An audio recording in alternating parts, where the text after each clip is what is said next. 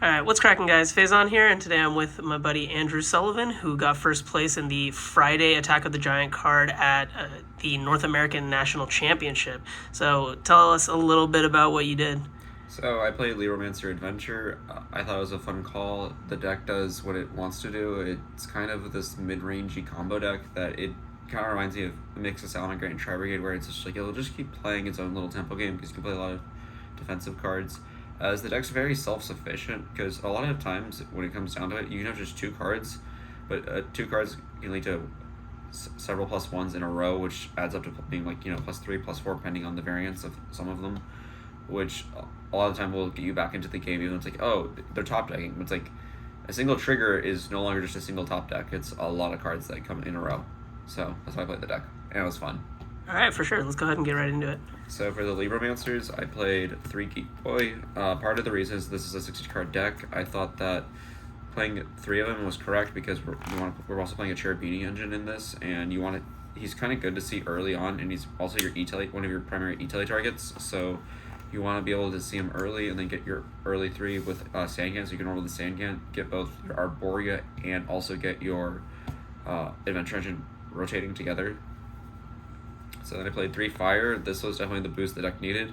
Having a generic way to search any of the monsters that outside the field spell was what it needed, because the issue was, 1, there wasn't enough monsters to search, but 2, you didn't really have any way to start to get into Geek Boy, which would get you to the field spell. So this card is really good because it's a 1-card Cherubini, which will be explained later on because it doesn't make sense right now.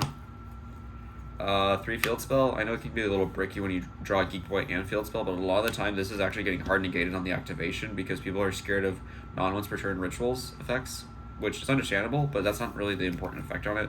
It's usually getting that first search for one that you don't control, because sometimes I'll search a Geek Boy even though I already have one in hand. I want to be able to special the first one, search the second one so I can normal it, make Cherubini lines if they can play with it. So that's how the deck can end sometimes. And then for the 1-ofs, we play 1 Agent, 1 Doombroker, 1 Firestarter, and 1 Intervention. Yeah, so what's with the Firestarter? Cherubini. So, like I said, if you can trigger Fire can search you a copy of Geek Boy. Assuming you can trigger Geek Boy can search you the field spell, which can get you to Firestarter. You can then use your field spell to tribute the Fire to get to Firestarter, so then you're all set to make the Cherubini line. This is without even committing to normal, so it makes the Adventure Engine even better, but it also does it very card efficiently because you're only spending 1 card to generate a Cherubini and an Adventure line, which card economy is what this deck does best. It's not necessarily doing anything unfair, but its resource loop is very strong, which is what makes it efficient at what it does. So that's why I like it. And then as for the other cards, only 1 agent, you only need 1. A lot of the time he's being used as a way to recur your cards as you're comboing so that you can normal sell them later on if you need to in your own turn, or he's just being used as a tribute fodder so Doombroker can attack directly and spin a card, which is actually come up a lot of times when you get Scythe locked. Having Doombroker be able to connect face and spin a card, or run over a monster and spin something else after they negate something else, it's pretty good. So, and then Intervention is really good because it doesn't negate the card's activation, only negates the effect, which comes up a lot with hard ones per turn, such as Forbidden Droplet, Triple Tactics, Lightning Storm is negated, so it's pretty good in that regard. And then also the 3 E-Tele, because the deck, Geek Boy's a Psychic, which makes this card pretty busted because you can go draw phase to play around Droll, special Geek Boy, trigger Geek Boy, search field spell, and then it's like, if you need to play around Droll, it helps you manage the deck's resources. You get the additional search before Droll actually affects you. So how many times did you get Drolled this weekend? In this event, I got Drolled 3 times. Okay, so not too bad. Yeah, and E-Tele played around it twice, so in draw phase at least, which was nice. And then the Adventure Engine, so 3 Enchantress, 3 Right, and 1 of the bricks. I mean, yep, pretty self-standard. Sometimes I thought about running 2 copies of Fateful just because we run Magician Souls in this deck because it's the most efficient other ritual archetype to trigger all the Libromancers. But the main issue is with running 2 Fateful is a lot of times if you want all the cards to either be half defensive or half offensive, but Fateful, it feels like it's that mid card that's like a single Ogre will end your turn because you're not actually developing anything with a single card, because at least a lot of the times with the Libromancers is that they will trade with card economy where like fire, he gets ashed a lot, and that's really good because you still have the body for link material, which is what's important for this deck. Is like a lot of the time it's like, oh, you get Valor, you get Gamma, or whatever. It's like burning those hand traps is what makes this deck good. Is that there's not necessarily one weak point because basically it's the cycle of A gets to B, B gets to C, C gets to D, D gets back to A. Everything plays with itself efficiently to make good card economy. And then for the Ritual Engine, 3 Illusion, 2 Magician Souls, and 3 Prep. So initially this used to be at 2, and this used to be at 3, but then I came to the conclusion, all you need is the Ritual Trigger, which is the biggest thing in this deck, because sometimes it's like you can get stranded with like 2 Libros, no Ritual, and they're just kind of useless cards. So you need to maximize your ability to see the Ritual trigger. And then Illusion being level 6 is very convenient because a lot of the time when you're revealing Illusion, you actually just keep them in hand. You're just spinning back either an extra hand trap or an extra dead card. Like maybe you drew the Intervention, maybe you never sent the Draco back to the grave, so you can just put it back on top of your deck. So what ends up happening is after you summon your souls, you end up tributing the Illusion from your field spell to summon your Doombroker because he's also a 6. So again, very card economy efficient, which is what I like about the deck. Is it plays very mid-rangey, but it has the combo-esque end boards that feel oppressive enough to be played in modern Yu-Gi-Oh. Next is the one normal summon engine. We don't really use our normal summon. The Diviner engine was very inefficient. It felt like every time you drew Ben 10, if you never tributed off the Ben 10, it's like, why are you playing this deck? So we had a lot, unlike Drytron that can consistently tribute the Ben 10, this deck, you had to draw field spell, you could never get Ogred, otherwise you just lost the game. And it also relied too much on Diviner the Herald as a normal summon to play even the synchro strategies. So I didn't like that, and so I went with this engine instead, which also complements the Adventure engine. So if that's the only normal summon, you weren't on the Red Rose stuff. I didn't like it. I thought that it was just adding... I already noticed that this deck had some consistency issues, so the only other engine I considered was the Carbonettin engine, because Carbonettin is a level 3, which gets you into Hulk lines, so that was the only reason I thought that engine would be efficient. Because that's the thing, this deck, it's not the most powerful in terms of what it can produce, because there is variance in your end boards. Say you have like a straighted Libro in hand, right? It's not going to be able to do much if you can't get the Ritual. So you have to try to play all the cards that are self-sufficient with everything. So, and then for the one-ofs, 1 Foolish, 1 Reborn, Jet, and Scythe. It's like, oh, it's just another Scythe turbo. Well, it does some stuff that other Scythe decks can't do, so that's why I like this. Reborn, I played over Called By because I noticed a lot of the time when I had Called By, I just wish it was just another extender. The only time it mattered, the only difference is exactly Droll, and I feel like at that point, it's just like, well, if you have the Called By for Droll in 60, well, it is what it is, right? So I think all these cards are otherwise self-explanatory. Reborn came up a couple times where it's like, where I went Foolish Burial on Fire, because all I needed was I had Ritual in hand, but I didn't have any access to the Libro, so I went Foolish Fire, Reborn Fire, get to Geek Boy Special, search Field Spell, get to Agent, link 2 into Hida because my opponent used Ash earlier on Enchantress, revive Ash, get into Hulk lines, and it just all came together. So that's why I really like some of these cards together.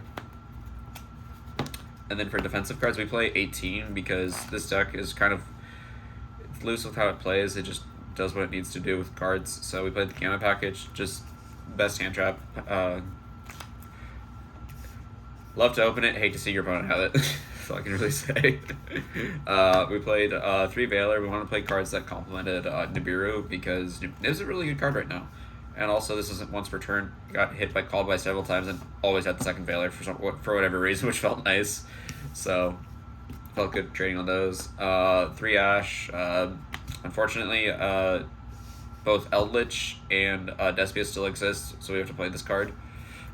That was my favorite reason for running Hida is this deck gets hit by Ash a lot, and we don't play a lot of natural tuners, so you just Hida revive their Ash, and it's like, oh, we can play Hulk now. And then 3 Nib, we don't really... I don't see a reason not to run in this format. It's very combo heavy or mid-range heavy that doesn't really put up negates, so it's pretty good. And then 3 Droplet, 3 Imperm. We want defensive cards, and as bad as you think the card economy is sometimes with playing Droplet, this deck, all it takes is a single fire trigger with Illusion in hand, and you're just going +4. So it doesn't matter so long as you can play the game. This deck can break boards effectively so long as you're not playing through 5 negates. So, and then for extra deck, sorry, I forgot to take that out. So, we are on 3 Charmers. We're on Hida, Dark, and Lina. So the thing is with this deck is that we tend to take our opponent's monsters more than we use our own, because we don't really use a lot of our own resources fairly, or we do use our resources fairly, so we have to take our opponent's monsters to do what we need to do. This came up a lot with Souls. This comes up a lot with Fire. This comes up a lot with when you already used, like, say, Celine, or you've already used your Dagda, and Dagda's just sitting there doing nothing. Or let's say you have a Herald of the Arclight, which you need to use in order to get to access to a ritual just to trigger your Libros. This is really good to make. And then you get Illusion into rotation.